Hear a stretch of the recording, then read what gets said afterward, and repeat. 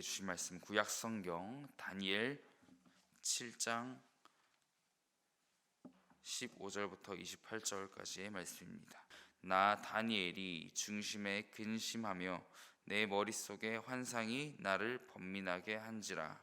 내가 그 곁에 모셔 선 자들 중 하나에게 나아가서 이 모든 일의 진상을 물으매 그가 내게 말하여 그 일의 해석을 알려주며 이르되 그 내 큰 짐승은 세상에 일어날 내 왕이라. 지극히 높으신 이의 성도들이 나라를 얻으리니 그 누림이 영원하고 영원하고 영원하리라. 이에 내가 넷째 짐승에 관하여 확실히 알고자 하였으니 곧 그것은 모든 짐승과 달라서 심히 무섭더라. 그 이는 쇠요 그 발톱은 노시니 먹고 부서뜨리고 나머지는 발로 밟았으며 또 그것의 머리에는 10뿔이 있고 그 외에 또 다른 뿔이 나오매 세 뿔이 그 앞에서 빠졌으며 그 뿔에는 눈도 있고 큰 말을 하는 입도 있고 그 모양이 그의 동류보다 더 커 보이더라. 내가 본즉 이 뿔이 성도들과 더불어 싸워 그들에게 이겼더니 옛적부터 항상 계신 이가 와서 지극히 높으신 이의 성도들을 위하여 원한을 풀어주셨고 때가 이름에 성도들이 나라를 얻었더라.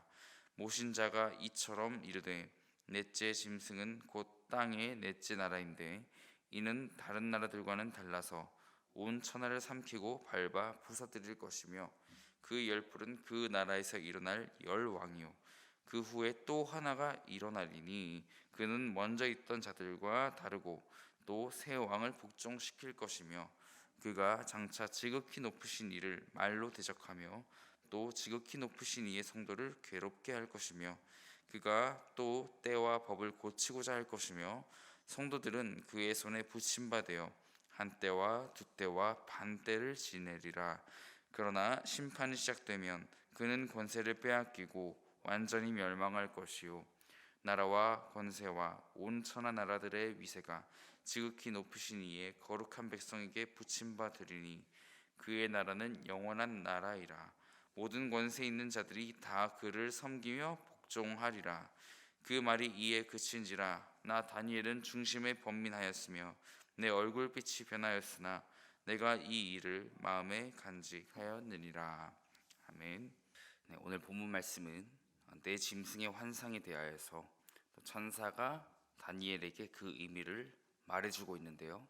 1절에서 6절까지 다니엘은 왕의 꿈을 해석한 자였지만 여기서부터 다니엘도 자신의 환상의 의미를 알지 못해서 그런 번민하는 모습을 보여줍니다. 15절과 16절에 지혜로운 다니엘도 하나님께서 깨닫게 해주지 않으시면 또 환상이 무엇을 뜻하는지 알 수 없어서 또 하나님이 앉아 계신 보좌 옆에 있는 천사에게 그 환상의 뜻을 물어봅니다. 그래서 17절과 18절에 천사가 다니엘에게 환상의 의미를 간략하게 전체적으로 설명하는데요. 압축해서 네 큰 짐승이 앞으로 일어날 그 네 명의 왕들을 가리키는 것이지만 결국에는 지극히 높은 이의 성도들이 승리하고 영원토록 그 나라를 얻게 될 것이라는 환상이라고 그렇게 알려주고 있습니다.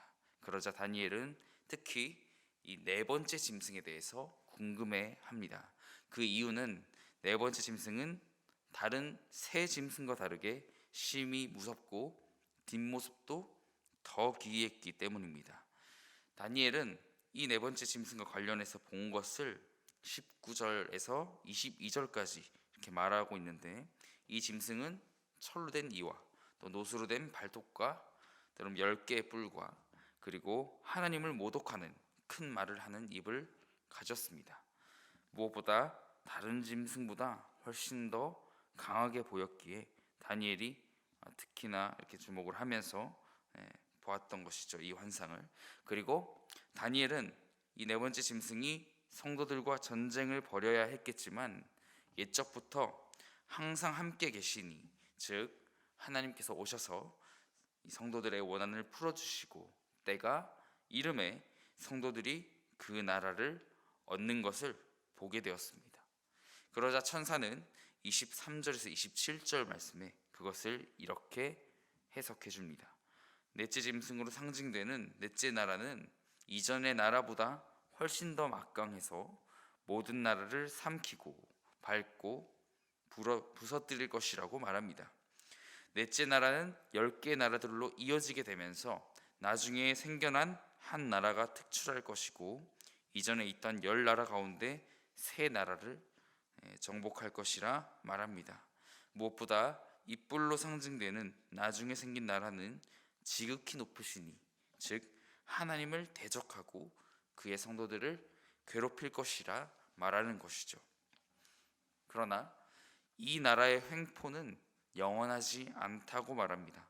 그의 횡포의 시기는 정해져 있고 심판을 당하고 멸망할 것이라 말합니다.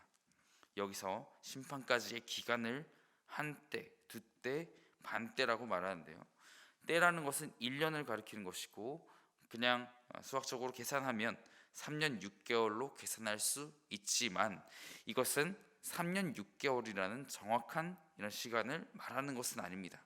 이 시간은 하나님의 심판이 이루어지기까지 그 시간을 가리키는 하급적인 숫자로, 또 영원할 것 같아 보이지만 오래되지 않아 또 끝나게 될 것을 의미하는 표현입니다.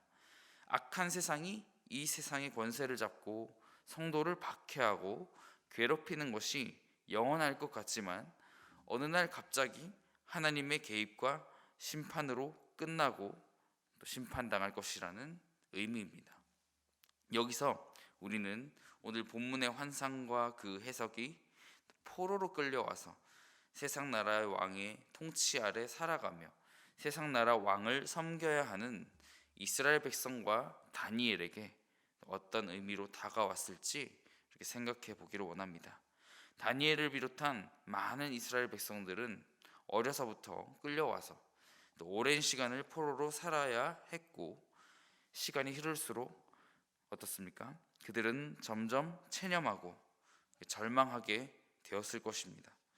이 고통의 시간이 언제 끝날지, 언제까지 갈지 가늠할 수 없었을 뿐만 아니라 점점 이 세상 나라의 권세가 커져만 가고 도저히 이 생활이 끝나지 않을 것처럼 느껴졌기 때문입니다.